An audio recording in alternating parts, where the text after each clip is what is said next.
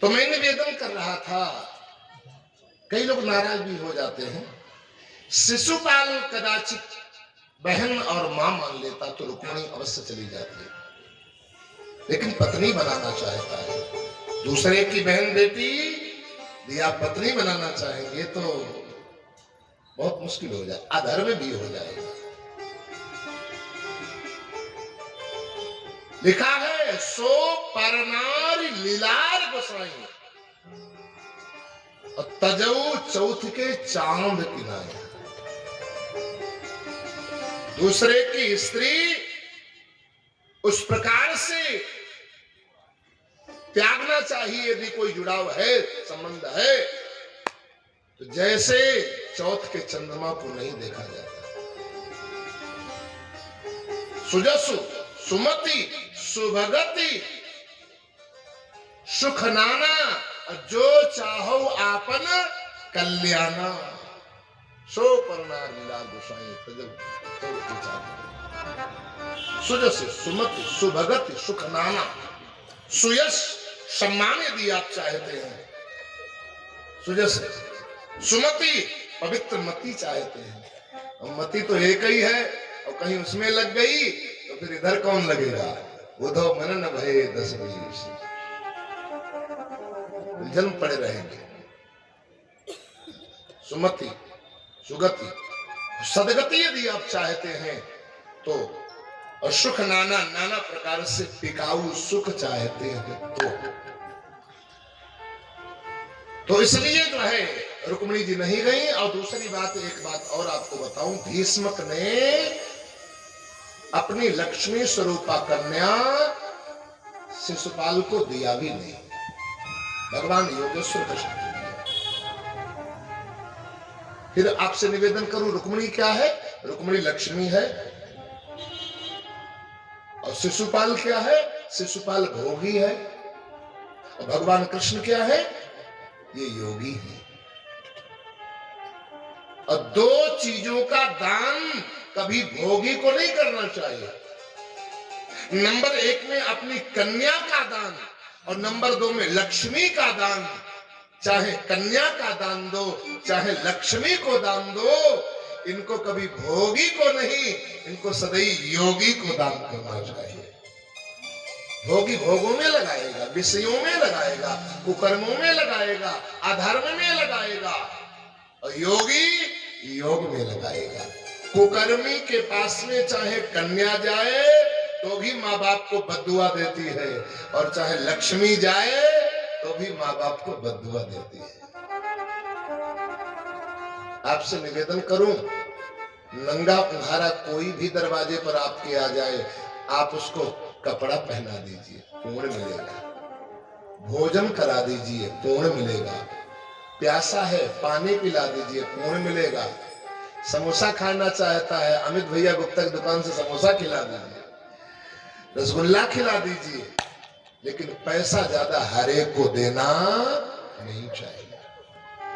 लक्ष्मी का दान, पैसे का दान उसी को करो जो आपके पैसे का सदुपयोग करे।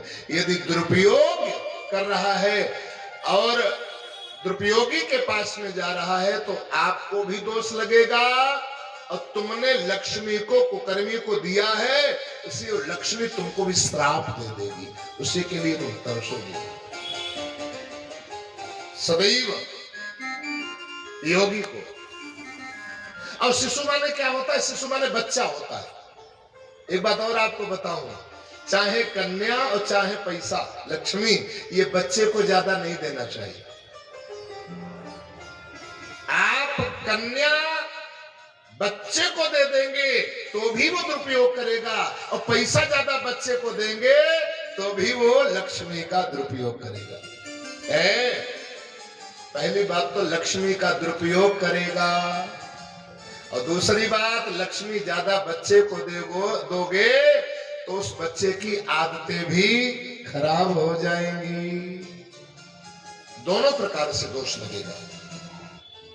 इसलिए भीष्मक ने अपनी लक्ष्मी स्वरूपा कन्या रुक्मिणी का दान शिशु माने बच्चे को नहीं दिया, भोगी को नहीं दिया, भगवान योगेश्वर कृष्ण योगी को प्रदान किया। इसीलिए जीवन, और एक बात और आपको बताऊं, चाहे लक्ष्मी हो और चाहे कन्या हो, इनको समय समय पर दान जरूर कर देना चाहिए।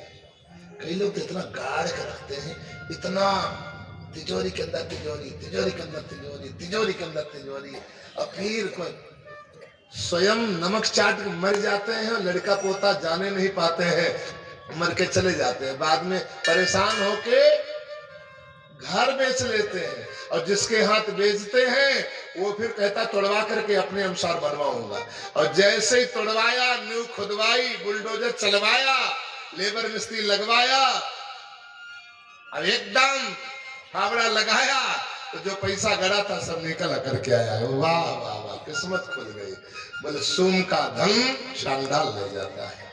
इसलिए साईं उतना दे दिए जामे कुटुंब समाय, मैं भी भूखा ना रहूं, साधु न भूखा जाए, अतिथि न भूखा जाए। अच्छा, आपने ध्यान दिया होगा, जो समय पर लक्ष्मी का दान नहीं करते, जो समय पर कन्या का दान नहीं करते, कन्या एक दिन स्वयं वर्ण करके और निकल जाती है। ऐसे जो बहुत समय तक लक्ष्मी को गाड़े बैठे रहते हैं, दान नहीं करते, धर्म नहीं करते, सदुपयोग नहीं करते, लक्ष्मी भी स्वयं वर्ण करके एक दिन निकल जाती है। और कन्या यदि स्वेच्छापूर्वक निकलती है तो माता पिता को कलंक भी लगता है और आने जाने का संबंध भी समाप्त हो जाता है। ऐसे लक्ष्मी जब स्वयं से निकलती है तो फिर दूसरे गलत रास्ते से, रोग के रास्ते से, झगड़े के रास्ते से निकलती है, बीमारी के रास्ते से, लड़ाई के रास्ते से, कोई कलंक लगेगा उसके रास्ते से निकलेगी, कलंकित भी कर देगी और दोबारा आने में भी उसका संबंध भी समाप्त हो जाएगा। समय पर धर्म के साथ कन्या का जब दान कर दिया जाता है तो समय समय पर बेटी का आगमन होता रहता है। ऐसे लक्ष्मी का भी समय समय पर आगमन होता रहता है। इसलिए इनका समय समय पर दान करते रहना चाहिए और ज्यादा। अच्छा, दूसरी बात, रुक्मणी शिशुपाल के यहाँ चली जाती, यदि शिशुपाल रुक्मणी और कृष्ण दोनों को चाहता होता, ये किस लिए नहीं गई? क्योंकि शिशुपाल रुक्मणी को तो चाहता है, लेकिन रुक्मणी के पति स्वामी कृष्ण से विरोध मानता है, इसीलिए रुक्मणी नहीं गई, अकेली लक्ष्मी को चाहता। मैं भी कभी कभी मुझे लगता है कि वो शिशुपाल नहीं चाह रहा था, शिशुपाल तरीके से कुछ लोग होते हैं वो भी अकेली लक्ष्मी को चाह करते हैं, अकेली लक्ष्मी को। कई लोग दुकान बनवाते, मकान बनवाते, प्रतिष्ठान खुलवाते तो उसमें लिख देते हैं कुबेर जी सदा सहाय, गणेश जी सदा सहाय, लक्ष्मी जी सदा सहाय। हमने एक बार व्यक्ति से पूछा, हमने कहा लक्ष्मी जी सदा सहाय और नारायण का चाहे जहां जाए, कोई मतलब ही नहीं। अकेले लक्ष्मी जी सदा सहाय नहीं, लक्ष्मी नारायण सदा सहाय। अकेले लक्ष्मी का वाहन उल्लू होता है, और मैं तो कहता हूं जो अकेली लक्ष्मी को चाहता है वो अकेली लक्ष्मी थोड़े दिन के लिए आती है उल्लू पर बैठ करके, और थोड़े समय में घर भरे को उल्लू बना करके और विदा हो जाती है। ऐसा न होने पावे, टिकाऊ तटस्थ लक्ष्मी हो, इसलिए लक्ष्मी नारायण। अरे नारायण के चरण दबा रही है, नारायण के चरणों की दासी है लक्ष्मी। यदि नारायण को आपने पकड़ लिया, सत्य को पकड़ लिया, तो लक्ष्मी अपने आप आ जाएंगे, उनको बुलाना नहीं। धर्मशील पहि जाय सुहाए, जिम सरिता सागर में जाई, जद्द पिता ही कामना नाई, तिन सुख संपत्ति भी नहीं बुलाए, धर्मशील पहि जाय सुहाए। जैसे समुद्र को नदियों की चाह नहीं होती है, फिर भी स्वाभाविक स्वतः सारी नदियां समुद्र में जाती हैं, मिल जाती हैं, ऐसे धार्मिक व्यक्ति हो जाता है तो उसको बहुत ज्यादा लोभ लालच नहीं रह जाता, फिर भी अपने आप लक्ष्मी जी उसके पास आती रहती है। जैसे हमारे बबलू भैया नहीं चाहते हैं हमको कोई दे भंडारा के लिए या सेवा के लिए, फिर भी लोग अपने आप जबरदस्ती स्वयं, अरे महाराज थोड़ा हमारा लगवा दीजिए, थोड़ा लगा लीजिए, थोड़ा लगा लीजिए। न चाहने के बाद में स्वतः आता रहता है, स्वतः ऐसे धार्मिक पुरुष के पास में स्वाभाविक जाती रहती है। आप अकेले लक्ष्मी नहीं। एक बात बताओ, एकादश स्कंद में लिखा है भागवत में, अकेली लक्ष्मी से 15 अनर्थ होते। पहले नंबर में बैरम, भाई भाई में बैर करा देती है, पति पत्नी में बैर करा देती है, बाप बेटे में बैर करा देती है। लक्ष्मी के कारण कई बाप ने, शाहजहांपुर की बात बता रहा हूं, बाप ने बेटे को मार दिया, कई बार बेटे ने बाप को मार दिया, माँ को मार दिया।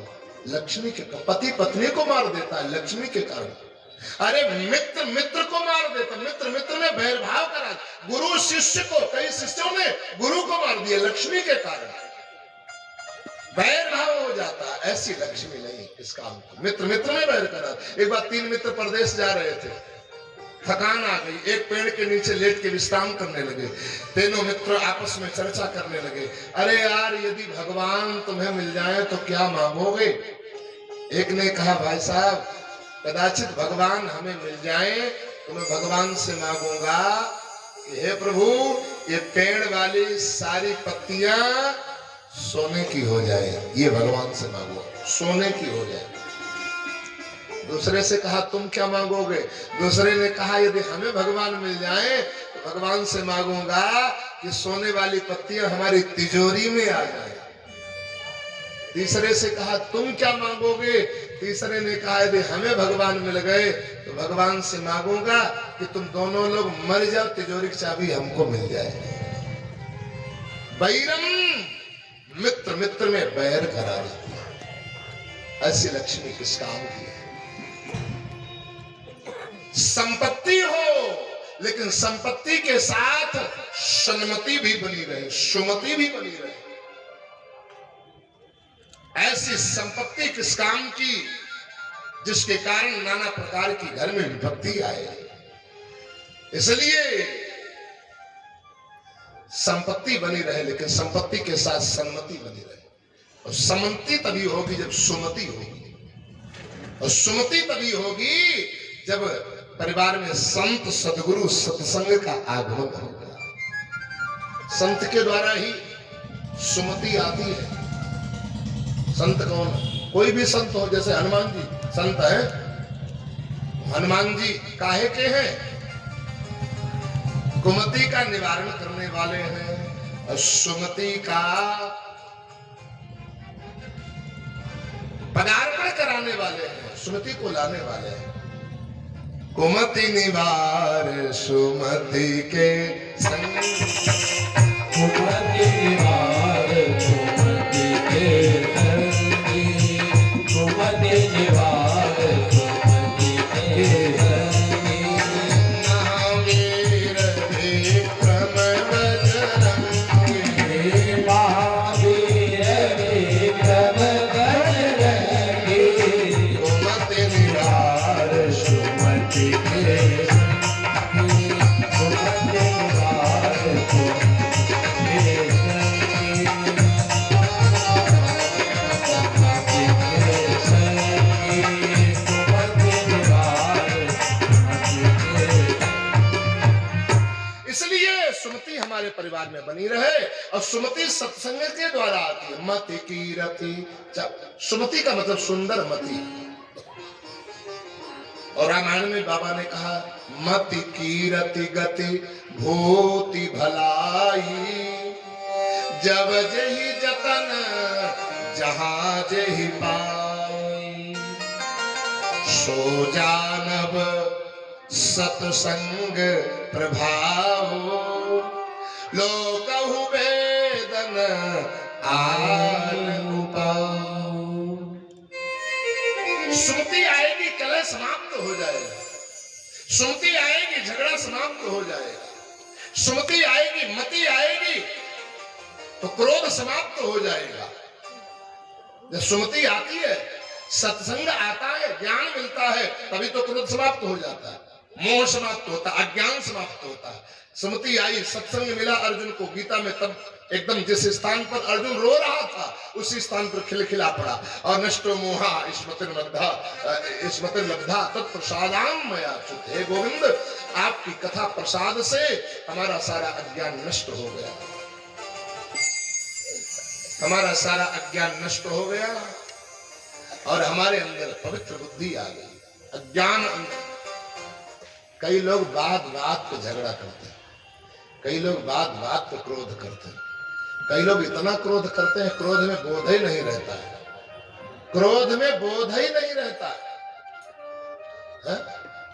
एक बार बाप पति पत्नी जा रहे, छोटा बच्चा गोद में, और पति की मित्रता हो गई कोई सामने वाले सीट पर बैठे बाबूजी से, तो बच्चा बार बार मैं रो रहा था।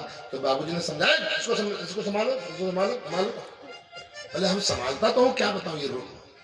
पत्नी ने कहा चुप नहीं हो रहा। कैसे चुप करो इसको। चुप रहा, क्या करा? अरे बोले दूध पिला लो इसको। उसने कहा क्या करूं, कैसे पिला लूं, ये पी ही नहीं रहा है।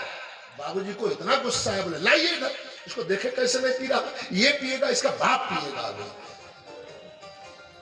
पत्नी ने कहा धन्य हो महाराज, यही पिए तो अच्छा है, बाप न पिए। अब क्रोध तो इतना क्रोध आया, क्रोध में बोध ही नष्ट हो गया। आहा, एक कवि बड़ा सुंदर भाव देते हैं, एक बार क्रोध भी करिए पर बोध नष्ट ना होवे, स्वार्थ बुरा नहीं है पर औरों को कष्ट ना होवे, जीव कोई रूठे ना, इतनी देव हवा गुबारा,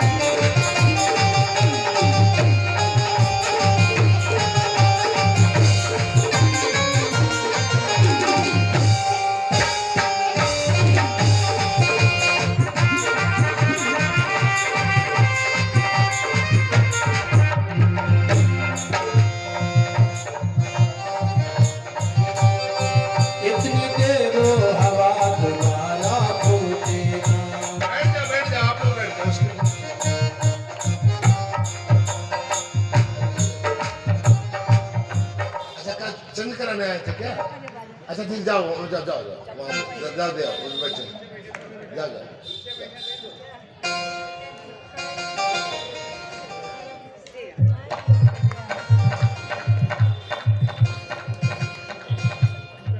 वृंदावन बिहारी लाल की जय। जैसे ही तैसे तुम, उनका समय कहीं और मौके नहीं मिला नोट तोड़वाने। यह धन्य।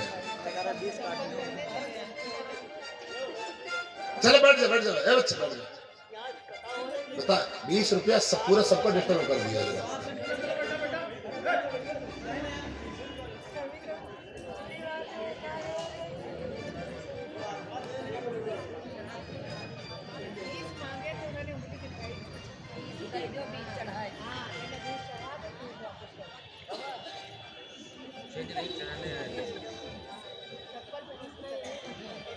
वो कथन थोड़ी आए थे, वो शुक्रिया अदा करती हूँ मैं, उसमें आए थे। जैसे वो होता है ना वृंदावन बिहारी लाल के, तो वहां तो ऐसे दिखाया जाता है नोट। पहले इसलिए पहले सत्संग मैं निवेदन कर रहा था, क्रोध, कई लोग बात बात पर क्रोध करते हैं। गीता में आया है क्रोधेण ज्ञान नाशा स्यात्। क्या मतलब? क्रोधेण ज्ञान नाशा स्यात्, लोभेण भक्ति नाशा स्यात् और कामेन शक्ति नाशा स्यात्, तस्मात् एतम त्रयम त्यजेत्। लोभ के द्वारा भक्ति नष्ट हो जाती है। बबलू भैया चाहते काहे 2-3 लाख रुपया खर्च हो जाएगा, अब बेकार है, इसको आराम से दबा करके बैठो तो यज्ञ भागवत हो पाती। लोभ यदि करोगे तो भक्ति नहीं हो पाएगी। वहीं बैठ जा भैया, वहीं बैठे, वहीं बैठ जा, इनको बैठा लो।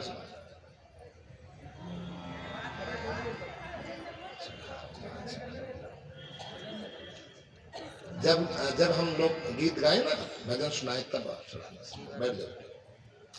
लोभेन भक्ति नाश, अक्रोधेन ज्ञान नाशास, क्रोध के द्वारा ज्ञान नष्ट हो जाता है। क्रोध आया तो ज्ञान नष्ट हो गया। और कामेन शक्ति नाशास, काम के द्वारा शक्ति नष्ट हो जाती है, नस नाड़ी बर्बाद हो जाती, काम देना बंद कर देती है। इसमें बड़ा स्वाद आता है, लोगों को बड़ा सुख मिलता है, लोग बड़ा आनंद, और ये नहीं पता है कि हम अपना ही खून चूस रहे हैं। आपने कभी कभी देखा होगा, मैंने देखा है देहातों में, कुत्ता कहीं कहीं हड्डी पा जाता है तो हड्डी ला करके एकदम कटकटाता है।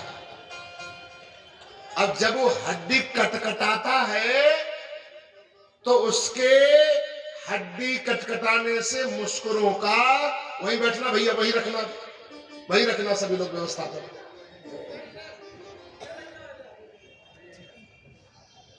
एक लोग बैठ जा भैया, सीलू, सब लोग वहीं संभाल दे, बता दिया करो, समझा दिया करो। 7 दिन समझाते हो गया, समझे में नहीं आएगा, शायद अगली साल आ जाए। बोल वृंदावन बिहारी लाल की जय हो। तो हड्डी कटकटाता है, हड्डियों के कटकटाने से मुस्कुर से खून निकलना प्रारंभ हो जाता है। बात समझ में आ रही कि नहीं?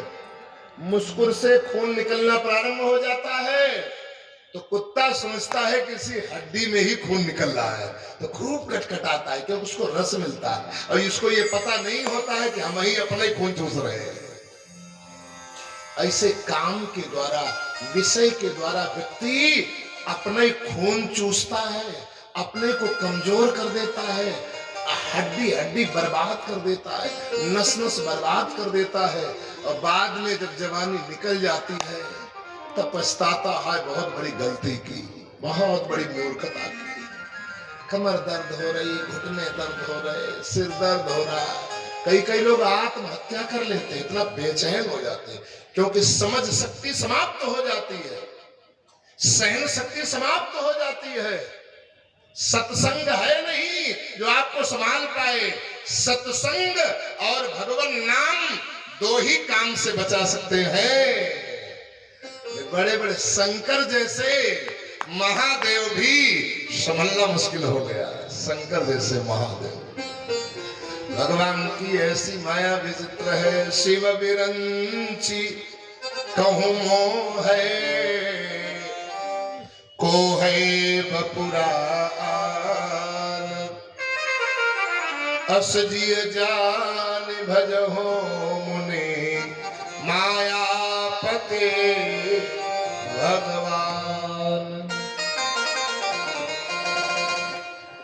एक नैमिषारण्य में संत है पूज्य स्वामी काठिया बाबा महाराज, आपने नाम सुना होगा कभी, उनके शिष्य पूज्य स्वामी, ये देखो बैठा बिटिया, जल्दी बैठो।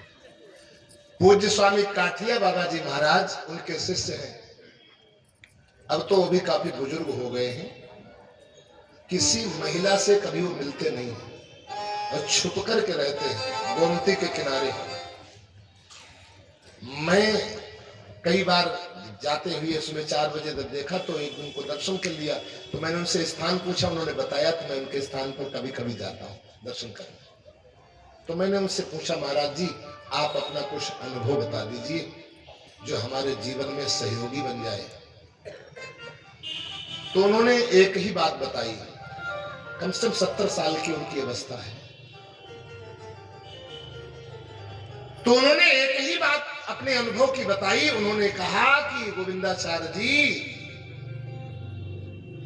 जीवन में सबके ऊपर भरोसा कर लेना, लेकिन कभी मन के ऊपर भरोसा मत करना। तो हमने चर्चा होने लगी। हमने उनसे पूछा, महाराज जी ये कामदेव कब तक सताते हैं? तो उन्होंने कहा, गोविंदाचार्य 70 साल की अवस्था का अनुभव मैं आपको बता रहा हूं कि जब तक जीवन रहता है तब तक सताता है, तब तक सताता है। इंद्रियां बद्ध हो जाती है, इंद्रियां शिथिल हो जाती है, लेकिन मन तो वही रहता है, मन कभी शिथिल नहीं होता है। तो हमने उनसे पूछा, महाराज जी से बचने का उपाय? बोले एक ही उपाय है। क्या? सत्संग और हरि कृपा। रामायण में भी लिखा, जे राखे रघुबीर ते उबरे ते ही काल बहु। तो हमने उनसे पूछा, महाराज जी और कुछ उपाय? तो उन्होंने कहा, गोविंदाचार्य जी और उपाय यही है कि ऐसे लोगों से जहां जहां आपका संबंध हो, या जिसका जहां जहां संबंध हो और जहां जहां उम्मीद हो, वहां से कनेक्शन काट देना चाहिए। ऐसे लोगों से संबंध समाप्त कर देना चाहिए। न तो फोनबाजी, न तो उनसे मिलना, न तो उनकी चर्चा करना, न तो उनके सामने पड़ना। आप भी चाहो कि वो हमारे सामने न पड़े, तब धीरे धीरे धीरे धीरे धीरे धीरे। ये मन सब उड़ाता है, लेकिन मन कभी उड़ाता नहीं है। आपने नेवले को कभी कभी देखा होगा, मैंने तो देखा है, एक बार वीडियो में देखा है। सांप जरा सा जैसे फनफनाता है और नेवला पकड़े को फिर पटियाता है, फिर पकड़ता फिर पटियाता है, चटपटाता है। अब की बात नहीं लगे, वृंदावन बिहारी। सांप नेवले को पटियाता है, एकदम चटाता है, और जैसे फिर वो सांप सीधा करता है मुंह, और फिर उसको पटकी मारता है, मार मार के थुथुना तोड़ देता है। और जब सांप बिल्कुल बेदम हो जाता है, ऐसे थोड़ी उसको छोड़ता है, फिर उसको फिर सूंघता है कि देखे इसकी सांप चल रही है कि नहीं चल रही है। और सूंघने पर भी कान लगा के सूंघता है, सूंघने पर भी यदि सांस दिखाई पड़ती है, फिर उसको पटकी लगाता है, और मारते मारते उसको बिल्कुल बेदम कर देता है। और जब बेदम कर देता है, तब उसको छोड़ देता है। ऐसे ही इसको मारने का प्रयास करना चाहिए। मारने का मतलब क्या है?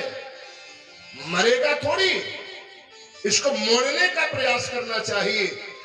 जो आसक्ति आपको संसार में किसी प्राणी के ऊपर है, यदि प्राणी सुंदर लग रहा है, तो एकदम ज्ञानी मन श्याम सुंदर में ले जाता है कि यदि भगवान के द्वारा बनाया हुआ ये पुरुष इतना सुंदर है, भगवान के द्वारा बनाई हुई ये स्त्री इतनी सुंदर है, तो आहा, इसको बनाने वाला मेरा परमात्मा कितना सुंदर होगा, मेरा परमात्मा कितना सुंदर है। कितना। एक महात्मा जा रहा था रास्ते में, एक सुंदरी को ऊपर देखा, तो महात्मा टकटकी लगा करके देखता ही रह गया। राजकुमारी का राजकुमार नीचे खड़ा था, उसने कहा, हे बाबा जी क्या देख रहे हो? बाबा जी का मन अन्यत्र चला गया, भगवान के पास। फिर उठाया, बाबा जी क्या देख रहे हो? नहीं बोल पाए।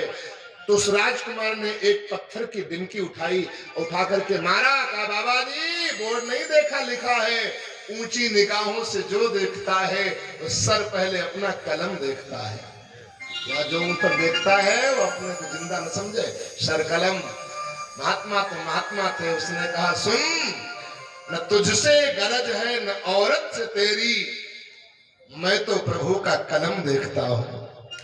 परमात्मा को दे, ये राजकुमारी इतना सुंदर है, तो इस राजकुमारी को बनाने वाला मेरा परमात्मा कितना सुंदर है।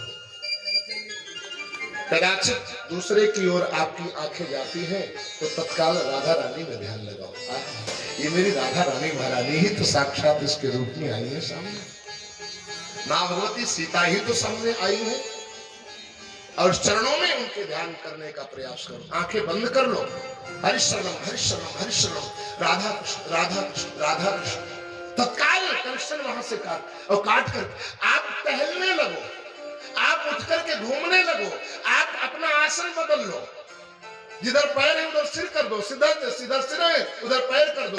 ये बचने के उपाय है। सदगुरु के वचनों को याद करने लगो, उनकी वाणी को अपने कान में सुनने लगे, मोबाइल के द्वारा किसी प्रकार से, नाना प्रकार से, किसी उनकी वचनों को, उनकी बातों को स्मरण करने लगे। मैं निवेदन कर रहा था, क्रोधेन ज्ञान नाशात्, और क्रोध के द्वारा ज्ञान नष्ट हो जाता है। देखो, आंधी जरा देर के लिए आती है और जरा ही देर में साफ चौपट करके चली जाती है। ऐसे क्रोध जरा देर के लिए आता है और जरा ही देर में पूरी जिंदगी बर्बाद करके चला जाता है। कई लोगों के प्राण ले लेता है क्रोध, जरा देर का क्रोध। कई लोगों की मौत करा देता है, कई लोगों को फांसी दिला देता है, कई लोगों को जरा देर की असावधानी और जरा देर का क्रोध आजीवन कारावास करा देता है, बर्बाद कर देता है कई लोगों का जीवन। ए भैया, इसलिए इस क्रोध सबसे बड़ा शत्रु है। काम, क्रोध, लोभ, ये तीन सबसे बड़े शत्रु हैं, तीन सबसे बड़े कांटे हैं, सूल हैं। और भगवान शंकर के विशेषता जीवन की देखो, भगवान शंकर इसीलिए तो हाथ में लेते हैं त्रिशूल। तो कहा त्रिशूल, त्रिशूल त्रि माने तीन, शूल माने कांटे, तीन शूल है। कौन? काम, क्रोध, लोभ। और भगवान शंकर ने कहा तीनों शूलों को मैं अपनी मुट्ठी में करके रख रहा हूं, अपने कब्जे में रखा हूं, उनके कब्जे में कभी नहीं होता हूं, क्योंकि हमारे। अच्छा, किसी ने कहा तुम्हारे कब्जे में कैसे है? भगवान शंकर ने कहा क्योंकि हमारे सिर पर ज्ञान की गंगा बह रही है, ज्ञान गंगा बह रही है, इसीलिए क्रोध को भी नहीं आने दिया। लोभ तो है ही नहीं, दिन रात भक्ति करते हैं, भक्ति करने वाला लोभ करता ही नहीं है। जो आता है लुटाता है, लुटाता है। पानी बाढ़ो नाव में, घर में बाढ़ो दाम, और दोनों हाथ उलीचिए यही दास को काम। क्या करना है? भक्त लोभ नहीं करता, भक्त लोभ नहीं करता। लोभ जो करता तो भक्ति हो नहीं पाती। इसलिए क्रोधेण, और क्रोध के द्वारा नारद भक्ति सूत्र में लिखा है कि 6 जगह क्रोध कभी नहीं करना चाहिए। कौन कौन? 6 जगह क्रोध, शांत करो। क्रोध 6 जगह क्रोध कभी नहीं करना चाहिए। नंबर 1 में प्रातःकाल उठते समय क्रोध नहीं करना चाहिए। कूल माइंड में, ठंडे दिमाग में उठो। कई लोग सुबह उठते उठते लोग घर भरे गरियाना शुरू कर देते और अंगड़ाना शुरू कर देते। हाय दैया रे, हमने कहा का हुआ? बहुत देह टूटा थे। हमने कहा कौन रात धन्नी चीरे रहा का देह टूट। अरे हाय दैया, हरी हरी चिल्लाओ, भगवान का नाम लो। प्रातः काल उठ के गरियाना, कहीं जानवरों गरियाएंगे, कहीं कुत्ता बिल्ली गरियाएंगे, कहीं घर वालों गरियाएंगे, कहीं पत्नी गरियाएंगे, कहीं बेटे गरियाएंगे। ये बंद करो, ये तुम्हारे शत्रु हैं सबसे बड़े, ये तुम्हारे विनाश की कगार पर। इसीलिए पूजा पाठ दान पुण्य कितना भी करो, लेकिन इनको छोड़ोगे नहीं तो ये पनपने नहीं देंगे, ये सब चौपट कर देंगे। जैसे जितना कसनऊ बटेंगे उतना बछड़ऊ चबा जाएंगे। तो इसलिए साथ बराबर चौपट कर देंगे। इसलिए थोड़ा प्रातः काल कभी क्रोध नहीं उठते समय, ठंडे दिमाग, कुल दिमाग, भगवान का स्मरण करते हुए।